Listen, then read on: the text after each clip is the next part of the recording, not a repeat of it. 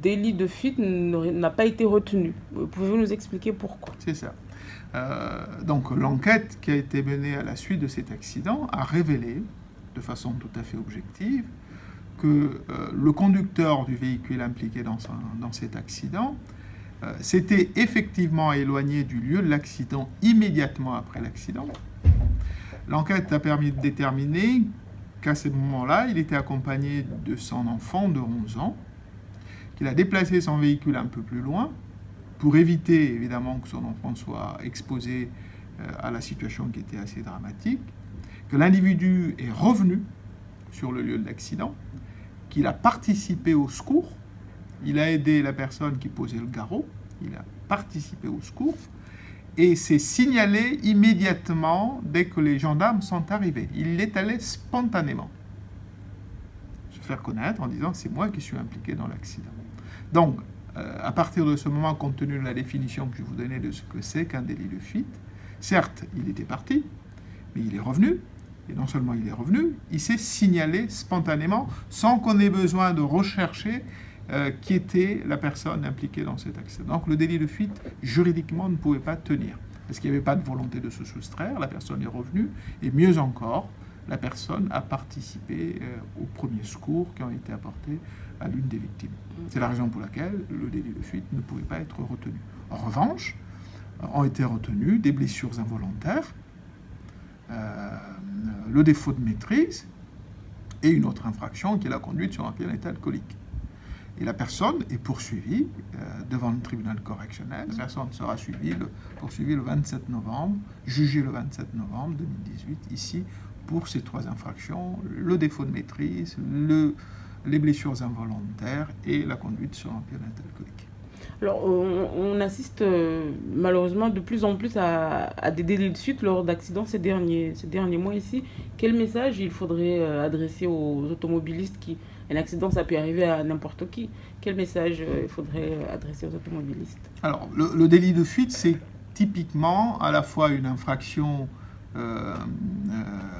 pour échapper à la responsabilité, mais c'est une infraction aussi qui met en cause une question de citoyenneté, de civisme.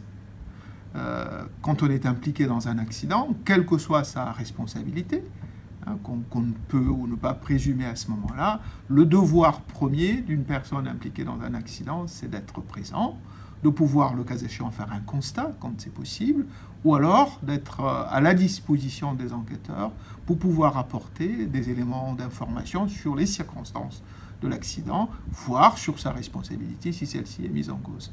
Donc c'est à la fois un problème de délinquance, un délit de fuite c'est un délit, donc c'est un délinquant, celui qui fait ça, mais c'est surtout une question de citoyenneté, de civisme.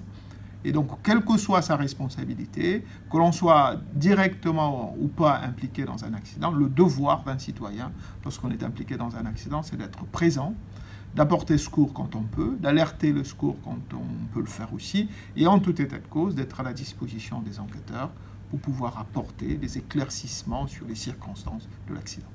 Il n'y a aucun élément dans l'enquête qui permet d'étayer tout cela. Ça me permet d'ailleurs de dire, s'il y a des témoins, s'il y a des personnes qui ont été témoins directs de cet accident, on aurait besoin de leur enquête, de leur témoignage. Ils peuvent se rendre à la gendarmerie, apporter leur témoignage. Je crois savoir qu'il y a beaucoup de rumeurs qui circulent. Le plus simple lorsqu'on a été témoin d'un fait comme un fait grave, c'est d'apporter ce témoignage qui sera vérifié, qui sera corroboré en fonction des éléments de l'enquête. Mais en l'état du dossier que j'ai vu, que j'ai lu, il n'y a aucun élément qui pourrait laisser penser que c'est un autre conducteur que celui qui a été identifié comme étant le conducteur. Alors vous imaginez quelqu'un qui était sous l'empire d'un état alcoolique qui se serait désigné à la place de quelqu'un d'autre avec tous les risques que cela comportait. Ça me paraît peu vraisemblable, mais on reste ouvert. S'il y a une personne qui avait été témoin de cet accident, elle est invitée à se présenter aux forces de l'ordre pour apporter son témoignage qui sera reçu et vérifié. Et la personne risque quoi?